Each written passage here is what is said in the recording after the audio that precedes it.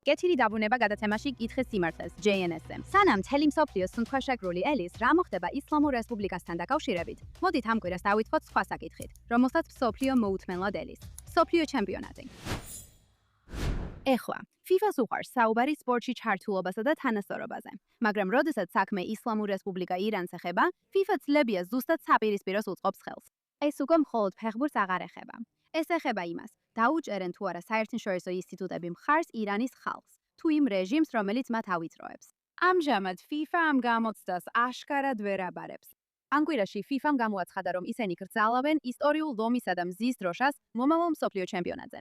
სიმბოლოს, რომელსაც მილიონობით ირანელი იყენებს და რომელიც ირანის ეროვნული დროშა იყო 1979 წლამდე. ეხლა ეს დროშა არც ტერორისტული ორგანიზაციის დროშაა და არც სიძულვილის სიმბოლოა. ეს არის ირანული ეროვნული იდენტობის ისტორიული სიმბოლო, რომელიც ბევრად ადრე არსებობდა ვიდრე ისლამური რესპუბლიკა. მაგრამ როგორც ჩანს, FIFA-ს მიაჩნია, რომ ეს სიმბოლო ზედმეტად პოლიტიკურია. ამასობაში FIFA არაერთხელ დაუშვია პალესტინის დროშები, პალესტინური პოლიტიკური სიმბოლიკა და ღიად პოლიტიკური დემონსტრაციები სტადიონებზე მთელ მსოფლიოში. გახსოვთ ეს მაროკო მსოფლიო ჩემპიონატზე? როგორც ჩანს, პალესტინური პოლიტიკური სიმბოლიკა მისაღებია, მაგრამ ირანული კულტურული და ისტორიული სიმბოლოები არა. ეხლა შეგასწანებთ, რომ პალესტინას სახელმწიფო არ არის. პალესტინის დროშა გარდა ამისა არის პალესტინის გათავისუფლების ორგანიზაციის დროშა, რომელიც 90-იანი წლების დასაწყისამდე ტერორისტული ორგანიზაცია იყო. ეს აშკარად პოლიტიკური სიმბოლოა, თუმცა FIFA-ს წლების განმავლობაში არანაირი პრობლემა არ ქონია, რომ ის გამოჩენილიყო სტადიონებზე და გლობალურ საფეხბურთო სივრცეებში. მაგრამ ირანის ისტორიულ დროშაზე კი სწორედ აქ ავლობენ ხაზს. მაგრამ ეს მხოლოდ დროშებს არ ეხება, რადგან FIFA წლებია ხელს უწყობს ნორმალიზებას უწევს და იცავს რეჟიმს, რომელიც სისტემატურად ავიწროებს სპორტსმენებს, ქალებს უკრძალავს სტადიონებზე შესვლას და სპორტს იყენებს პროპაგანდისთვის. იცოდით, რომ ისლამური რესპუბლიკა საერთოდ უკრძალავს ქალებს საფეხბურთო სტადიონებზე შესვლას. ხალები დააკავეს და დაესხნენ თავს იმის გამო, რომ სცადეს საკუთარი გუნდის თამაშის ყუმაშის ყურება. ეს ის ყველაზე ცნობილი შემთხვევაა საჰარ ხოდაიარი, რომელიც ასევე ცნობილია როგორც ლურჯი გოგონა. 2019 წელს მას შემდეგ რაც დააკავეს, სტადიონზე კაცად გადაცმული შესვლის მცდელობისთვის და ამის გამო პატიმრობა ემუქრებოდა, საჰარ ხოდაიარიმ სასამართლოს შენობის წინ თავი დაიცვა და მოგვიანებით მიღებული დაზიანებების შედეგად გარდაიცვალა.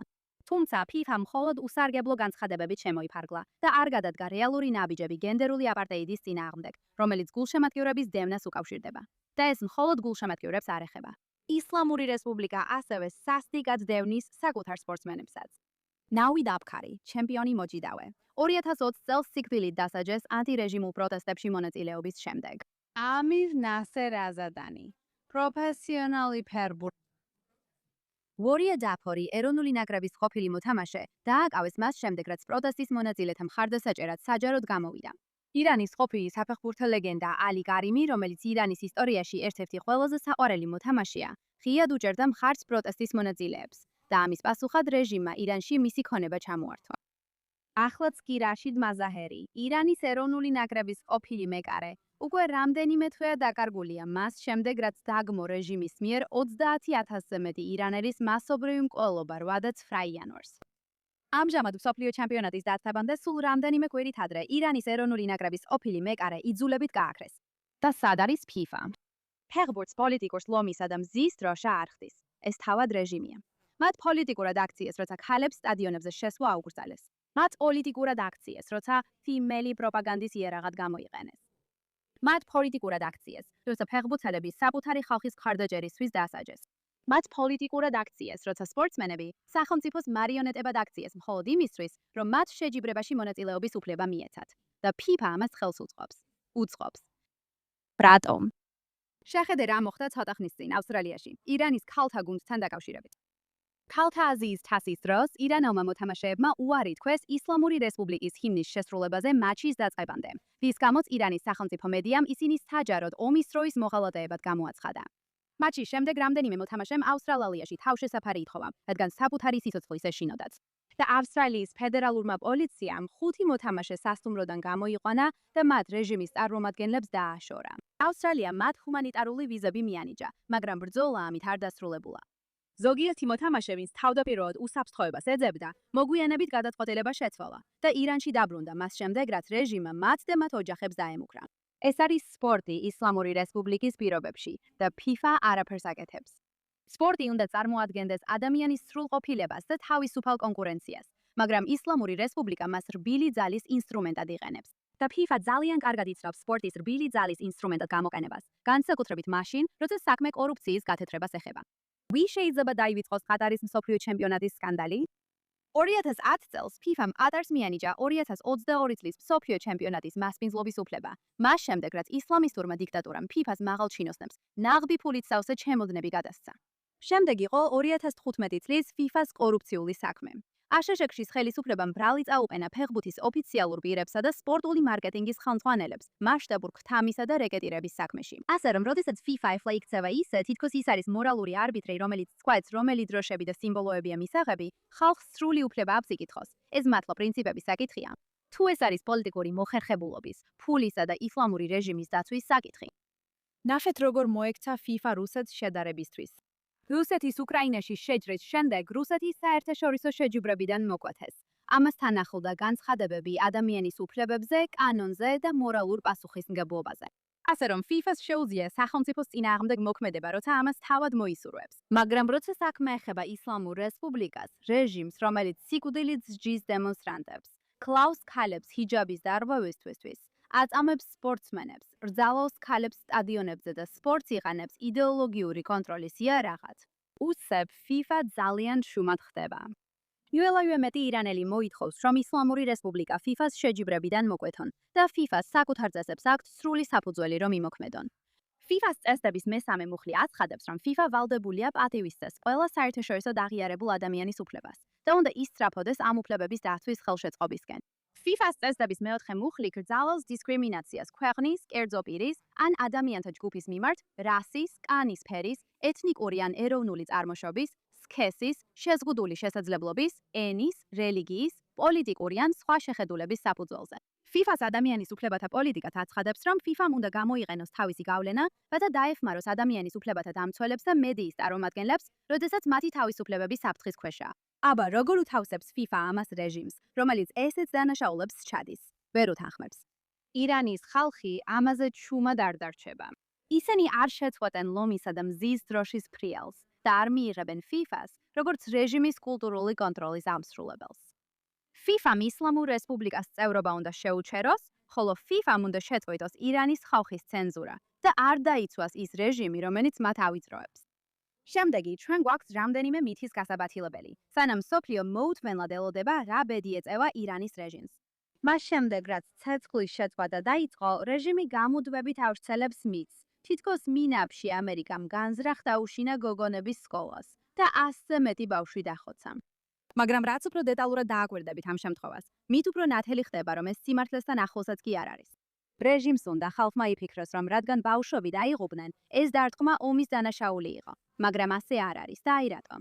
შეიარაღებული კონფლიქტის სამართლის მიხედვით, დარტყმას მხოლოდ შედეგებით არ აფასებენ. მას აფასებენ იმით, რაც იმ დროს იყო ცნობილი. რა იყო სამიზნე? ჰქონდა თუ არა სამიზნეს სამხედრო მნიშვნელობა? იყო თუ არა მოსალოდნელი სამოქალაქო ზიანი სამხედრო უპირატესობასთან შედარებით გადაჭარბებული და მიიღეს თუ არა შესაძლებელი სიფრთხილის ზომები. მოდი ეს აქაც გამოვიყენოთ. პირველი განსხვავება. კანონი ავალდებულებს სამხედროებს, რომ სამიზნე დაირჩიონ სამხედრო ობიექტები და არა მშვიდობიანი მოსახლეობა. ირანის რევოლუციური გვარდიის საზღვაო ან სარაკეტო ობიექტი კანონიერ სამხედრო სამიზნეს წარმოადგენს. თუ ობიექტი ხელს უწყობს რეჟიმის სამხედრო ოპერაციებს, სარაკეტო გაშვებებს, სარდლობის სტრუქტურებს, საჰაერო თავდაცვას, საზღვაო აქტივობას ან იარაღის შენახვას, ის შეიძლება გახდეს სამიზნე. ეხლა CENTCOM-ის ბრედ კუპერის თქმით, ეს ობიექტი ირანის რევოლუციური გვარდიის ფრთოსანი რაკეტების ობიექტზე და ამავე გვარდიის ბაზაზე მდებარეობდა. შეხედეთ. ეს საკმაოდ რთული გამოძიებაა. სკოლა თავად მდებარეობს მოქმედ ირანის რევოლუციური გვარდიის ფრთოსანი რაკეტების ბაზაზე, ასე რომ ეს უფრო რთულია ვიდრე საშუალო დარტყმა. როგორც კი დავასრულებთ, სულ გამჭვირვალობებას დავიცავ. თქვენი მნიშვნელოვანი საზედამხედველო როლისა და აქ მყოფი სხვა წევრების გათვალისწინებით. ეს ძალიან მნიშვნელოვანია, რადგან თუ სკოლა მდებარეობს შიგნით, გვერდით ან აშენებულია ირანის რევოლუციური გვარდიის სამხედრო ბაზის თავდაპირველ პერიმეტრზე, ამ ბაზის სამხედრო ხასიათი არ ქრება მხოლოდ იმიტომ, რომ რეჟიმმა იქ ახლოს მშვიდობიანი მოსახლეობა განათავსა. შემდეგ არის ორმაგი დანიშნულების საკითხი. სამოქალაქო ნაგებობა შეიძლება დაკარგოს დაცვა, თუ ის გამოიყენება სამხედრო მიზნებისთვის ან ინტეგრირებულია სამხედრო ობიექტში. ეს რა თქმა უნდა არ ნიშნავს იმას, რომ შიგნით მყოფი ყველა ადამიანი მებრძოლი ხდება. ეს ნიშნავს, რომ სამიზნის ანალიზი იცვლება. თუ ეს ადგილი იყო ირანის რევოლუციურ გვარდიასთან დაკავშირებული მოწამეების სკოლის კომპლექსის ნაწილი, როგორც მას ეწოდებოდა. თუ მას ჰქონდა სამხედრო ან იდეოლოგიური ინტეგრაცია ბაზასთან, რაც ასე იყო, ან თუ დარტყმა მიზნად ისახავდა მის გარშემო არსებულ ირანის რევოლუციური გვარდიის ობიექტს, რაც ასევე ასე იყო, მაშინ იურიდიული კითხვა არ არის, იყო თუ არა იქ სკოლა. კითხვა არის, არსებობს თუ არა იქ კანონიერი სამხედრო სამიზნე. შემდეგი საკითხია პროპორციულობა. ეხლა პროპორციულობა ანიშნავს იმას, რომ არც ერთი მშვიდობიანი მოქალაქე არ შეიძლება დაიღუპოს. ეს ნიშნავს, რომ მშვიდობიან მოსახლეობაზე მიყენებული ზიანი არ უნდა იყოს გადაჭარბებული იმ კონკრეტულ და უშუალო სამხედრო უპირატესობასთან შედარებით, რასაც ელიან.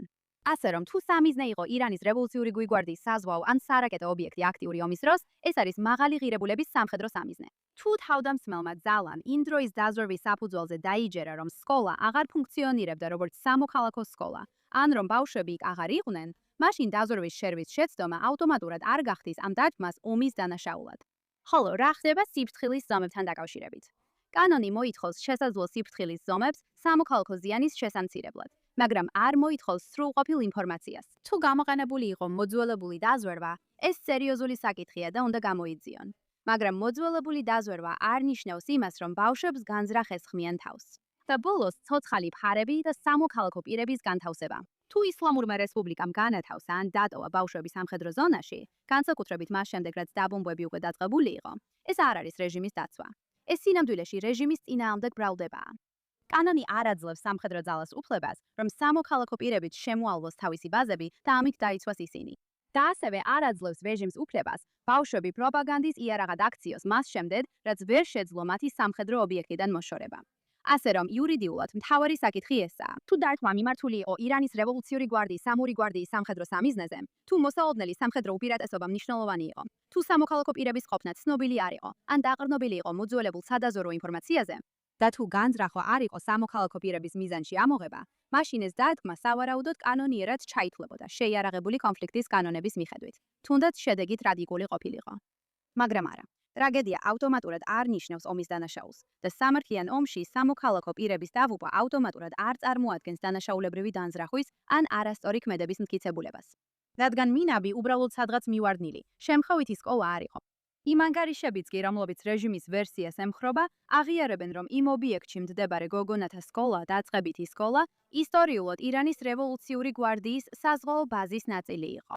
რეჟიმი და მისი დამცველები ახლა ამბობენ, რომ დაახლოებით 2016 წლიდან სატელიტური სურათები აჩვენებს, რომ სკოლა შემოღობეს, გადაღებეს და გადააკეთეს სამოქალაქო ობიექტად საკლასო ოთახებითა და სათამაშო მოედნებით. მაგრამ მაინც რჩება ერთი დიდი კითხვა.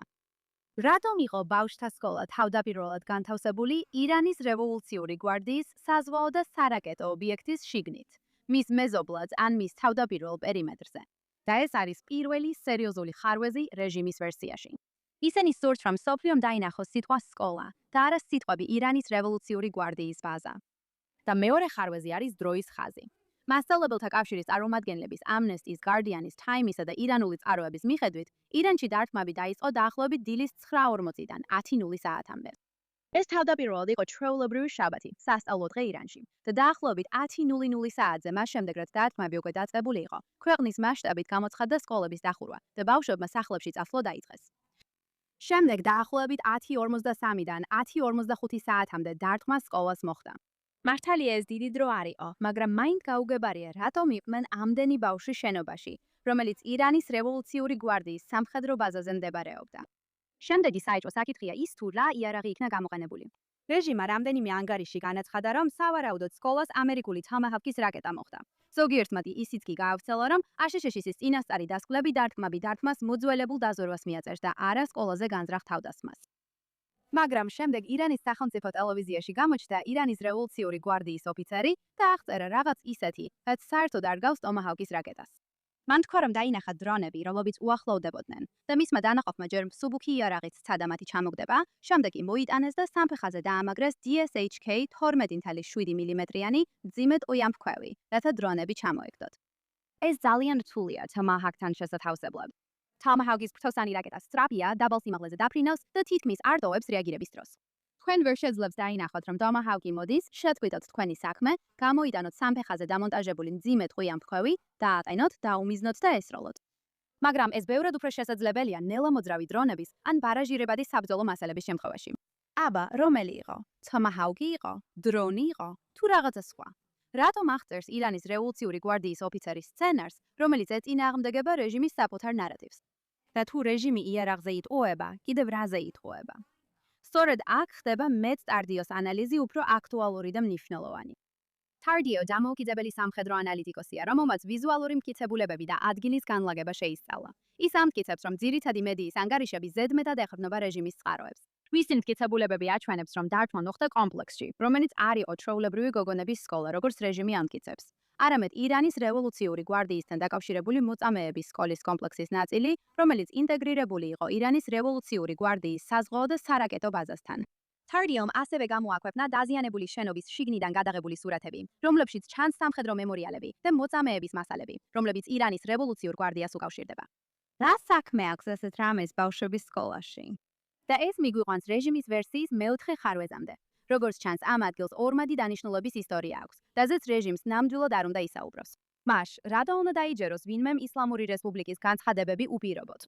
ეს იგივე რეჟიმია, რომელმაც ჩამოაგდო უკრაინული საერთაშორისო ავიახაზების რეისი PS-752, რის შედეგადაც 176 ადამიანი დაიღუპა. შემდეგ კი რამდენიმე დღის განმავლობაში იტყუებოდა, სანამ მტკიცებულებების უარყოფა შეუძლებელი გახდა.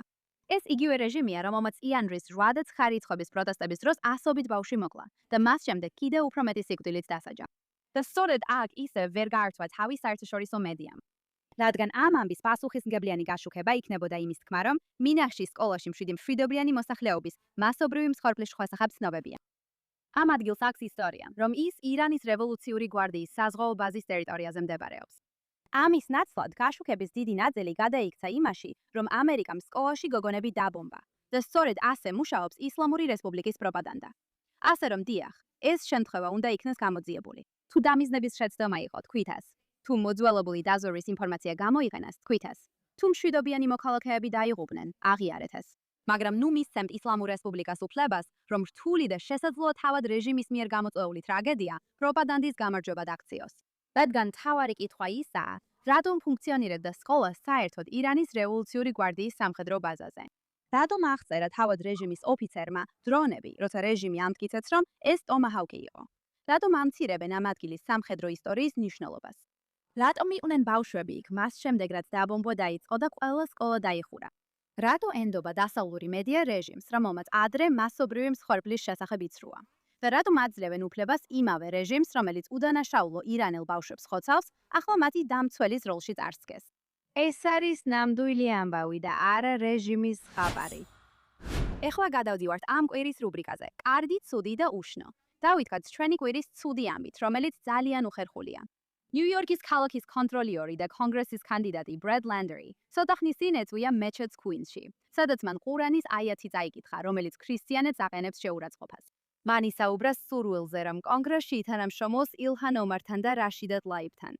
შემდეგ კი ისრაელი ლიბანში გენოციდში დაადანაშაულა. ნახეთ.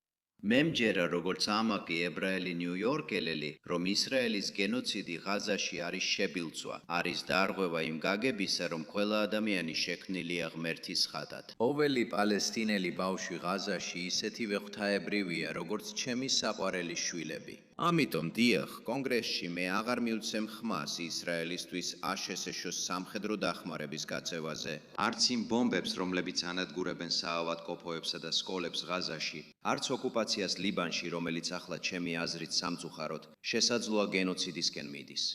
ისეთი პარტნიორობა, როგორიც სორანთან ჩამომიყალიბდა, იმედი მაქვს, რომ რაშიდა ტლაიბთან, ილჰან ომართან და კონგრესის სხვა წევრებთანაც მექნება. რომ აჩვენოთ, შეგვიძლია ავაშენოთ ქალაქი, ქვეყანა და მსოფლიო, რომელიც ყველასთვის ხელმისაწვდომია, სადაც ყველა მისაღებია და სადაც ყველას ადამიანობა პატივს სცემენ. قل هو الله أحد الله الصمد لم يلد ولم يولد ولم يكن له كفوا أحد.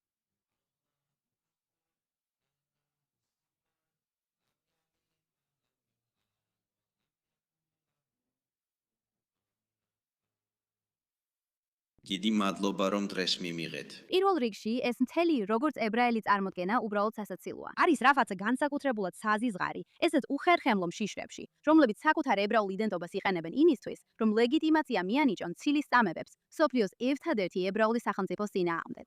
იმ დროს, როცა აქტიურად დგანან იმ ადამიანების გვერდით, რომლებიც ისლამისტურ რიტორიკას იყენებენ ურწმუნოებზე. მაგრამ რაც აქ ნამდვილად თვალში საცემია, არის ის თუ რამდენად მოწყვეტილია ეს რეალობას. ისრაელს ლიბანთან ტერიტორიული კონფლიქტიც კი არ აქვს. ისრაელს ლიბანში ყოფნა არ უნდა. ლიბანში ერთადერთი პრობლემა ის არის, რომ ისლამურმა რესპუბლიკამ ის ჰეზბოლას მეშვეობით დაიკავა და ამას თვითონ ლიბანელებიც კი იციან. თუმცა ბრადი იმდენად დაკავებულია ისლამისტების მაამებლობით, რომ ესაც კი იცის. ის იმდენად სასოთარკვეთილია, რომ თავისი ვითომ მორალურობა წარმოაჩინოს, რომ საბოლოოდ იმავე ღონისძიებაზე აღმოჩნდა, სადაც იმამმა მოგვიანებით მაჰდის გამოჩენა ითხოვა, რათა מחვილით ურწმუნოებს ებრძოლა. და ეს ზუსტად ასახავს იმას, რასაც გააცადი თითქოს ემპათიას უწოდებს. დასავლელი პოლიტიკოსი, რომელიც აცხადებს, რომ დემოკრატიის, ტოლერანტობის, ქალთა უფლებებისა და პლურალიზმის მხარდამჭერია, დგას ოთახში. იმ რიტორიკის ნორმალიზება, რომელიც დაუყოვნებლივ დაიგმობოდა სხვა რელიგიური თუ პოლიტიკური ჯგუფისგან რომ მოდიოდეს. მართლა, ეს იმდენად სამარცხვინოა, რომ ყურებაც კი არ გინდა. ეხლა კი ყველაზე ცუდი აიათოლა. BBC-ს ცოტა ხნის წინ გამოაგვეყნა სიუჟეტი თალიბანის კონტროლირებად ავღანეთში, სადაც მამაკაცების სიღარიბის გამო თავიანთ ქალიშვილებს ბავშვთა ქორწინებაში ხდიდიან. და როგორღაც ამ ამბავმა მოახერხა ისე წარმოეჩინა, თითქოს ბავშვების გამყიდველი მამაკაცები იყვნენ მთავარი მსხვერპლები. შეხედეთ. თულ რაშიდ აზიმის სახში ჩვენ მოულოდნელად ვეჯახებით ამ დამანგრეველი შედეგის რეალობას. ის თავის ქალიშვილებს უხმობს. რუკია და რუხია ტყუპები არიან. ისინი 7 წლისები არიან. აბდულს ძალიან უნდა ახსნას, რატომ იღებს ასეთ აუტანელ გადაწყვეტილებებს. Secret back-ი, იცი რომ ბავშვები იყავით. ზად ვარ გავყიდო ჩემი ქალიშვილები. ღარიბი ვარ და ვალებში ვარ ჩაფლული. სახში ბრუნდები გამომშრალი ტუჩებით, შეწუხებული და დაბნეული. ჩემი შვილები მოდიან ჩემთან და მეუბნებიან: "ბაბა, მოგვეცი პური."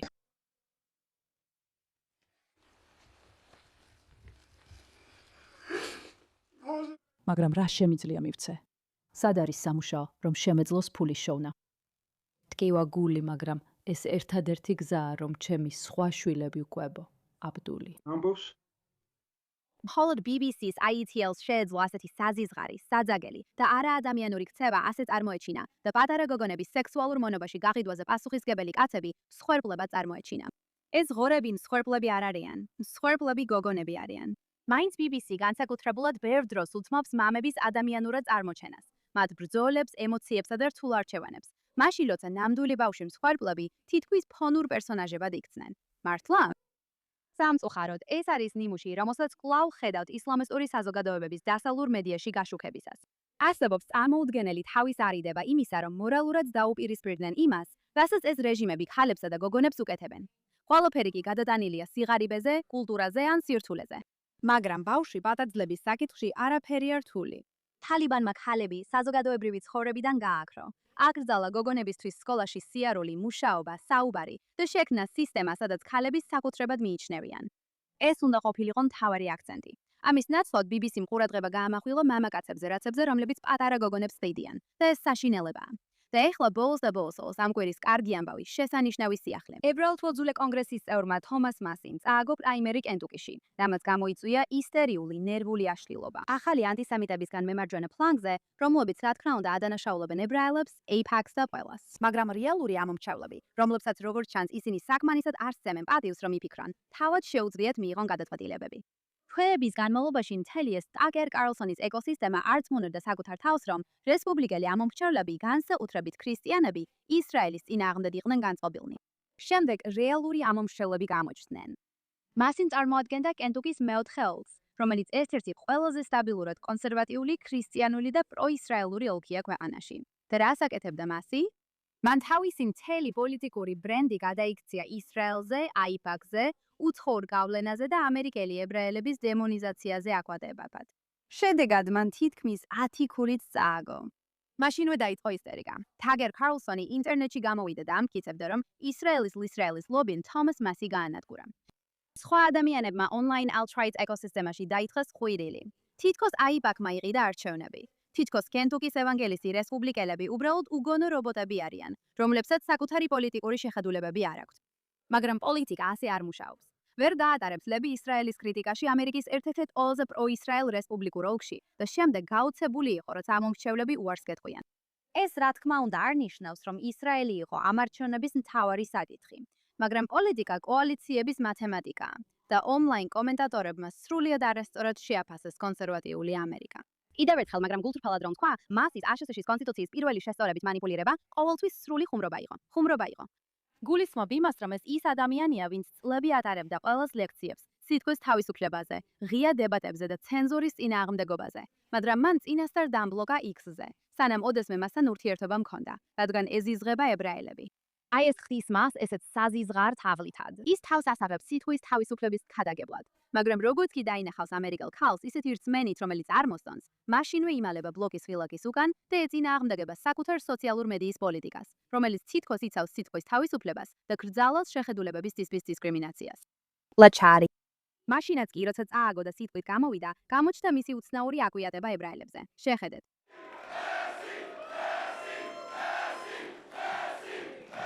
მოусმინეთ მე. მენდა. მე უფრო ადრე გამოვიდოდი, მაგრამ უნდა დამერეკა ჩემი ოპონენტისთვის და დამეთმო. და ცოტათ რო დამჭირდა ედგარ რიონის თელ-ავივში პოვნა.